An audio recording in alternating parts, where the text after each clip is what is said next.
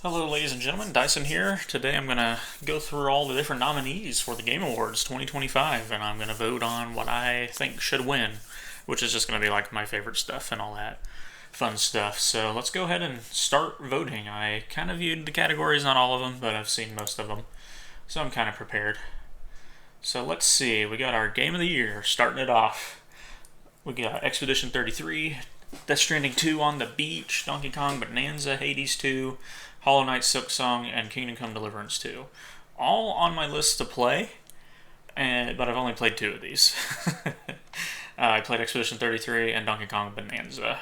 So I'm going to only be voting for stuff I played for because those are the only things I played. So I kind of, it makes my pool a bit smaller. And since I haven't played most of them, it's a pretty easy Expedition 33 vote for me.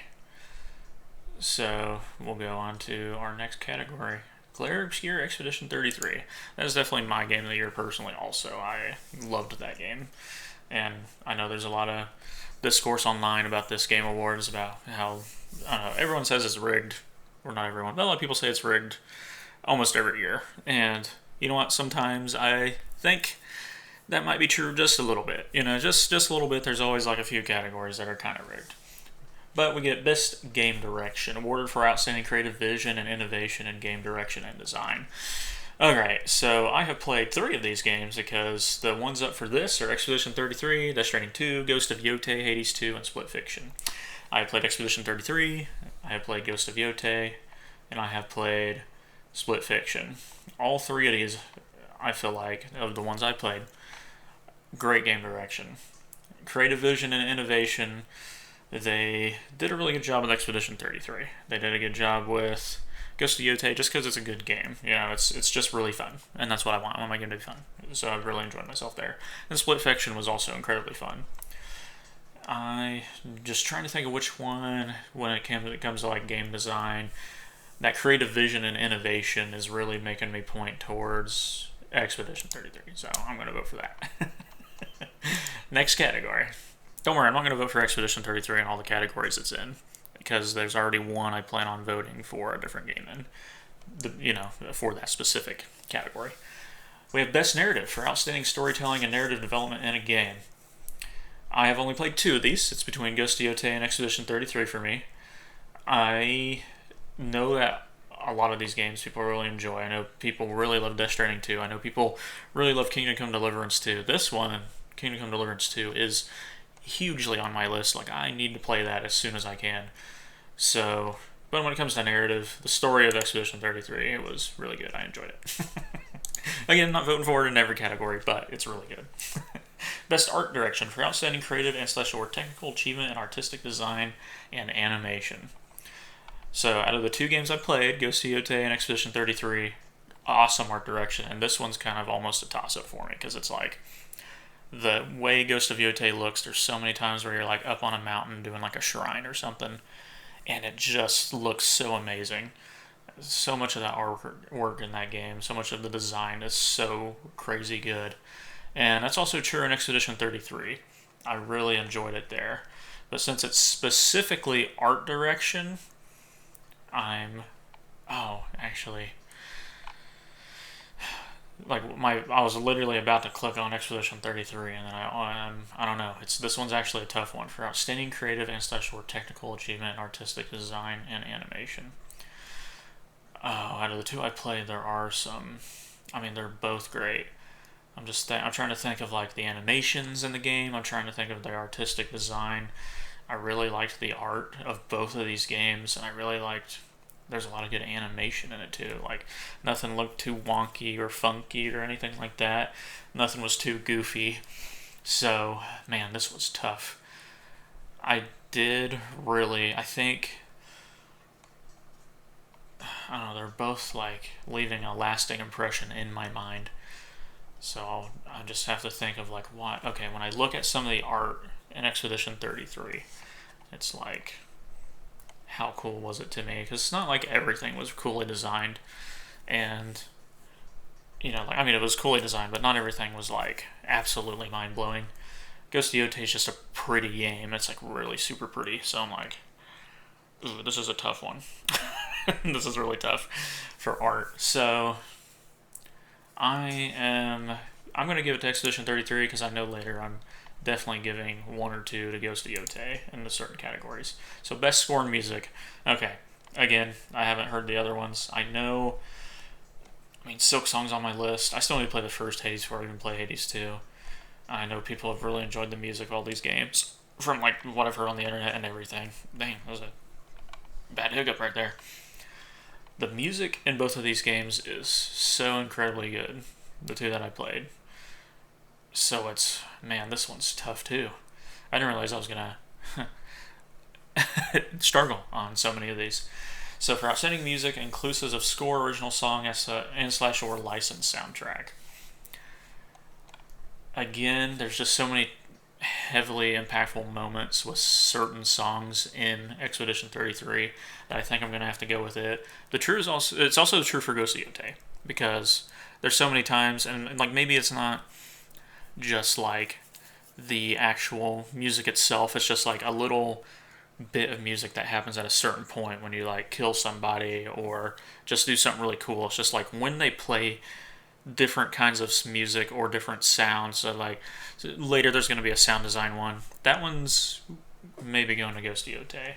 I think I have to give score and music to Expedition 33 because there were so many moments. Like when you first meet Monako and his song was just awesome. The end of Act 2 when you fight Renoir and there's that music playing as you're fighting. Crazy good. Just awesome. Best audio design. Okay, so we got Battlefield 6, which is an amazing game. And then Death Stranding 2, we got Silent Hill F, Expedition 33, and Ghost of Yotei. Okay. Recognize the best in-game audio and sound design. This is the one I'm going to go on Ghost of Yotei with just because, as I mentioned earlier, they're great with their timings. There's so many awesome sound effects and music. Just little tidbits that happen in the game. It's so good. I love anytime something just plays at the perfect time, and that's why I have to give the Ghost of Yotei on that one. So yeah, best audio design I'm giving to Ghost of Yotei because just everything in that game sounds good. It sounds great. I love it. Also a tough one, but I think I already know which direction I'm going based off of the character themselves. Awarded for an individual for voiceover acting, motion, and/or performance capture. Best performance. So we got Ben Starr, which I love Ben Starr. Awesome. He was Clive in Final Fantasy 16. Loved him. She did a great job as Atsu, honestly. Jennifer English as Mayo did a great job. She's also Shadowheart in Baldur's Gate 3. Charlie Cox came in for 8 hours, recorded what might be one of the best performances in a game ever as Gustav, and left, never played the game, and then just was like, okay, I hear it's good, but it's cool, it's whatever. Oh yeah, I know she does a great job in Silent Hill F, and then I've heard nothing but great things about him as Troy Baker in Indiana Jones as Indiana Jones. But I'm already going to put my vote towards Charlie Cox because he did such a great job as Gustav, and I love Gustav. I love Verso and Mayel too, but Gustav was awesome. And at first, I didn't know how I felt about Gustav, but then as the story went, it was like, okay, yeah, Gustav was goated. Innovation and accessibility, recognizing software and/or hardware that is pushing the medium forward by adding features, technology, and content to help games be played and enjoyed by an even wider audience. So, I have tried a couple of these games. I've tried Atomfall. I haven't actually played any Assassin's Creed Shadows yet. I did try South of Midnight, which was fun.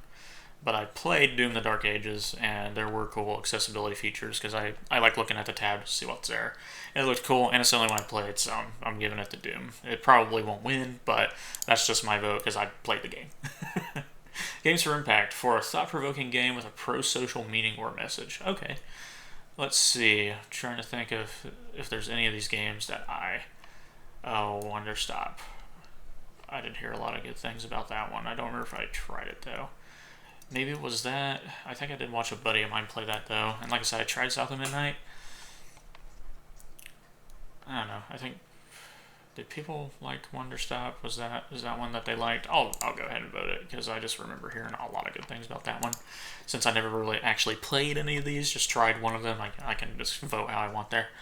Best ongoing, or to a game for outstanding development of ongoing content that evolves the player experience over time.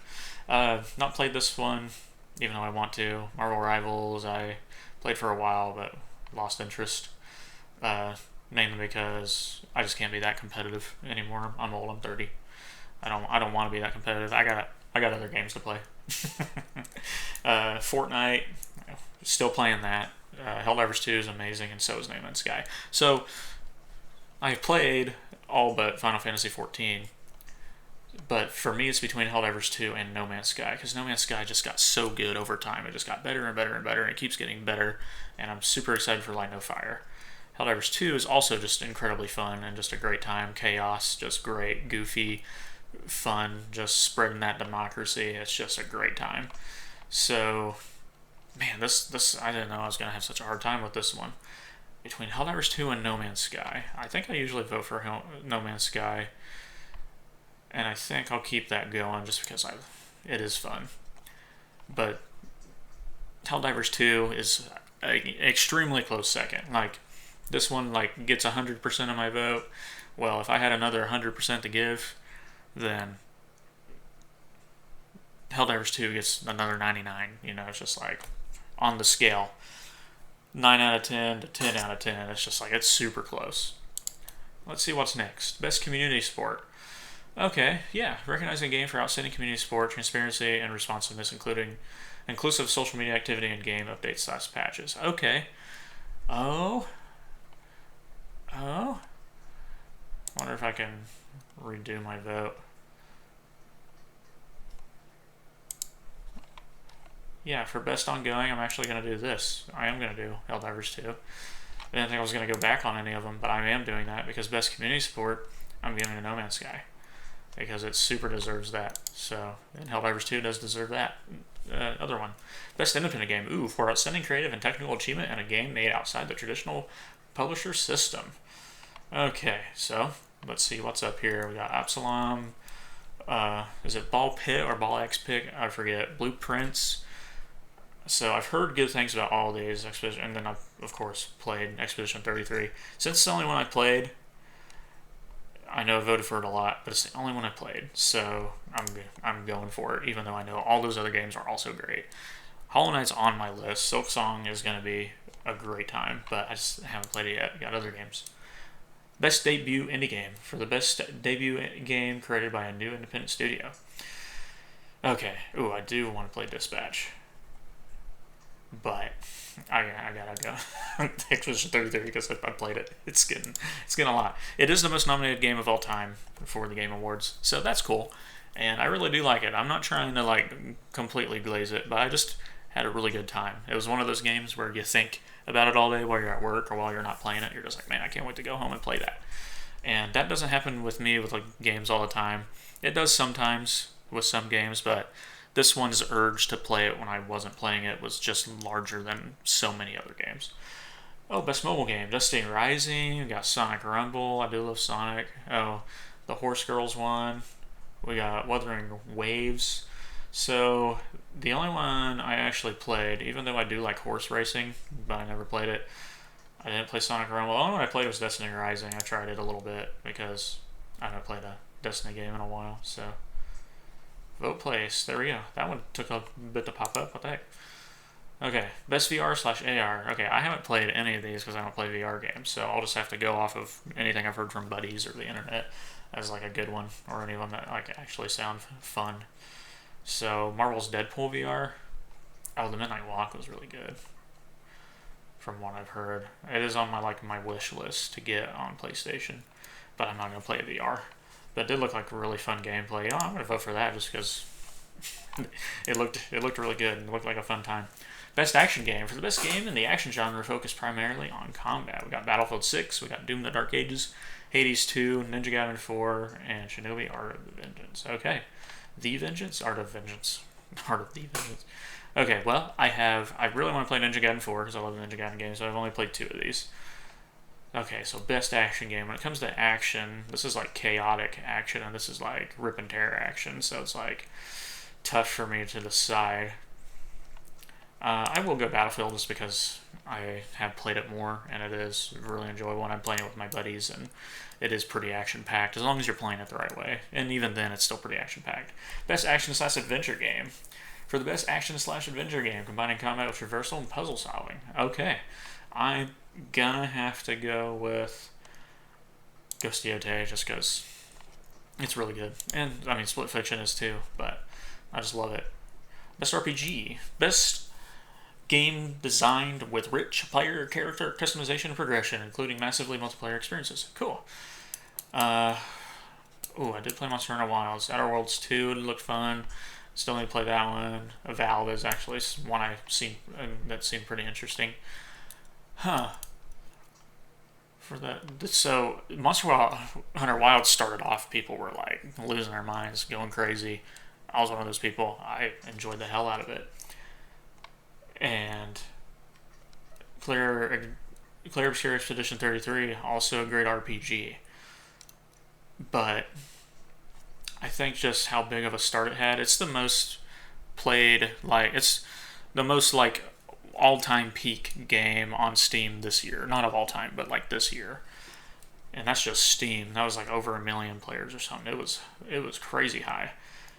Expedition 33 is a really great RPG, but I feel like it's not the same kind of role-playing. It's sure, you're getting into the characters and the story and stuff like that. It is like JRPG, but made by some French people, so FRPG. FJRPG, I don't know. So, it's role-playing, but it's not the same. You make your own character in Monster Hunter. I mean, Kingdom Come Deliverance 2 is probably going to be the actual winner, if I had to guess. Because that is true role playing. Sure, you're playing a character, but you really get to choose how you play that character, which you get to in Expedition 33, but it's not quite the same in my mind. But since I haven't played Kingdom Come Deliverance 2, I'm gonna vote Monster Hunter Wilds. Probably crazy, but it feels more RPG-ish, more role play, where I was I'm the bow guy. I do bow things. I'm a bow dude. Best fighting. For the best game design primarily around head-to-head combat. Okay. I mean, honestly, the only one I played is the Mortal Kombat Legacy Collection, and I barely played any. I just played it with a buddy. So, but it was a good time. Best family. For the best game appropriate for family play. Okay. Ooh, Donkey Kong Bonanza, Lego Party, Lego Voyagers, Mario Kart World, Sonic Racing Crossworlds, and Split Fiction. Well, I have played 4 of these. I'm not sure how. I guess Donkey Kong is technically a family game because someone can be Paulina. I'm not sure how that works though. I never tried that. I was just Donkey Kong. But I have played Mario Kart World. That was fun. Sonic Racing Crossworlds also fun. Split Fiction also fun. I feel like if your partner, whoever you're playing with, friend, sibling, significant other, I feel like if they were bad, or you were bad, or one of you was bad, or both of you were bad, that wouldn't be as fun, and maybe not as family friendly. And then that's a racing game, but these racing games, they make people hate each other. I'm gonna go with Donkey Kong because I love the Donkey Kong game. Donkey Kong Bonanza was super fun, so there we go. I got it's getting my vote. Best sim/strategy. Ooh, best game focused on real-time or turn-based simulation or strategy gameplay. Okay. Ooh, Final Fantasy Tactics was really good. Jurassic World, Sid Meier's, Tempest Rising, The Altars, and 2 Point Museum. Well, this is really the only one I played, and it was super fun. Because it was just Final Fantasy, and in my mind, meets Fire Emblem, and I love Fire Emblem, so that's been a good time. I haven't played a lot of it, but what I have played, it was super fun. Best sports/racing for the best traditional and non-traditional sports and racing game. Okay, so I've only played Mario Kart World and Sonic Racing's Cross Worlds. Both are pretty hard for me to decide between because I do like the Sonic Racing Cross World stuff. Mario Kart World I feel like needs more fill out for the world, but I feel like for kids it's definitely a great time. The open world part of it's pretty fun. I love Mario and I love Sonic. It's I love them both. It's so difficult. Where's Kirby Air Riders? We need Kirby Air Riders on here. Oh. Man, this is tough. So, I think I'm actually gonna go Sonic just because I've enjoyed that one a little bit more, and even though I think I played more Mario Kart World. Maybe that's why I didn't enjoy it as much, because they're just, like, I bet it gets better over time. I bet Nintendo adds a bunch to it, and it's just crazy good. But at the moment, I think Sonic Racing Cross Worlds was just more fun. I liked all the different ways of customizing the vehicle and unlocking stuff. And if you get to be Shadow in Sonic Racing Cross Worlds, okay? You get to be Shadow. That was the deciding factor. Is like, I get to be Shadow, though. Even though I do love Mario characters in Mario. Best multiplayer. For outstanding online multiplayer gameplay and design, including co-op and massively multiplayer experiences. Ooh. Okay, we got Arc Raiders, which I haven't played, but a lot of my friends are interested, and I'm probably going to play at some point. Battlefield 6. Elden Ring Night Rain, which I couldn't get anyone to play, but I played the technical tests and stuff like that, and that was fun. Anything I've seen of Peaks looks super fun. Haven't played it. Split Fiction. Okay. I'm assuming that for multiplayer that Arc Raiders is going to win, but this is the one I played the most, is Battlefield 6. So, and it's been a great time. Best adaptation. Okay, this is the one that is kind of rigged in my mind, because it's like, it goes from a certain date at the end of the current year until a certain date at the end of the next year for what is available in the Game Awards. Sonic the Hedgehog 3 should be on this list, but if we look at it, it's not. For some reason. Until Dawn, that doesn't even adapt the game. Like, what the fuck are we doing? Last of Us Season 2, great, honestly. But still different enough from the game that I feel like it's its own thing. Splinter Cell, Deathmatch, that I didn't even know existed. Minecraft, was goofy, but very heavily memed. So the only one that I've seen here that I actually really enjoyed the hell out of, that's not Sonic the Hedgehog 3. This is the one where I didn't want to vote, but just because I liked Devil May Cry so much, I did enjoy watching it. And also watching all the demons get blown up by jets and shit when they open the portal was just like a hell yeah moment. So I'll vote Devil May Cry, even though it should be Sonic the Hedgehog 3 I'm voting for, because that movie was awesome. It's the best Sonic movie. It's fucking dope. What are we doing? Yeah, and I don't know if it's just forgot or whatever. And then people are talking about Expedition 33 music not getting nominated at the Grammys, which I agree is also pretty dumb. They weren't, they were snubbed, and so was Sonic 3 for best adaptation at the Game Awards. Just silly, just pretty anger-inducing. Not a fan. Most anticipated game. Ooh. Okay, so we got 007 First Light. That I'm highly anticipating that. Yes. Grand Theft Auto 6. Yeah, if it ever comes out. Marvel's Wolverine looks incredible. That most recent trailer we got for it was crazy good. The Witcher 4 looked really good. I'm not a big Resident Evil guy, and I haven't really seen much on it, so I can't say. But I'm actually going to vote Wolverine because it looks really fun. Even though, honestly, I thought about, when I looked at all the categories earlier, I had to really think about this one, because I was just like, man, what is my most anticipated? And honestly, it's Wolverine, but everything else is a close second. 007, GTA, Witcher 4, all super close seconds, pretty much tied for second. All three of those. But Wolverine, I'm excited for that one. Now, if Light No Fire was on there, it would have been an even tougher choice. For a streamer or content creator who has made an important and positive impact on the community in 2025, Content Creator of the Year. Crazy, maybe it's because KAWC won it last year, but I'll probably, any clips I've seen of his are funny. I haven't actually watched any of his stuff. I just see clips, they're funny. I think she's the girl who's playing GTA 5 and said the N-word after Lamar says it, which makes me laugh anytime I see it, not gonna lie. I don't really watch Kai Cenat. I don't really watch, I don't even know how to say that, Cajal. I've seen clips, but I don't really watch him. I don't really watch Kai Cenat. I got 2 streamers I watch, and that's it. So, and then I watch the occasional Moist Critical video to see, if he makes a video on something that, I enjoy, when he made a video about Sonic 3, or when he made a video about, a specific game that I played, or when he made his most recent video about One Punch Man Season 3 and how it freaking sucks, and I wish they'd redo it, and it's upsetting. So I'm going to go with old Charlie, because really his picture makes me laugh the most out of all those. But yeah, I don't really watch any of these people, so I'll vote for Charlie, though. Best esports game. For the game that has delivered the best overall esports experience to players. So it's including tournaments, community support, and content updates. Okay. I'm trying to think if I actually watch any of these. I don't really. But the clips that I get the most of are probably Dota 2, so I'll just vote Dota 2. And I've never played any game like Dota 2 in my whole life, so why I get more of those, I don't know. Because I get like the occasional Counter-Strike and like the occasional Valorant. I don't really get the other two. Best esports athlete. Okay.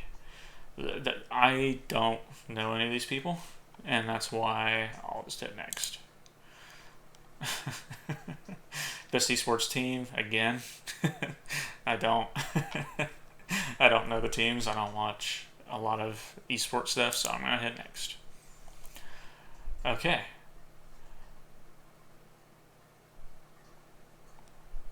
And then we have Player's Choice, 3 rounds, 3 chances to vote. Cool.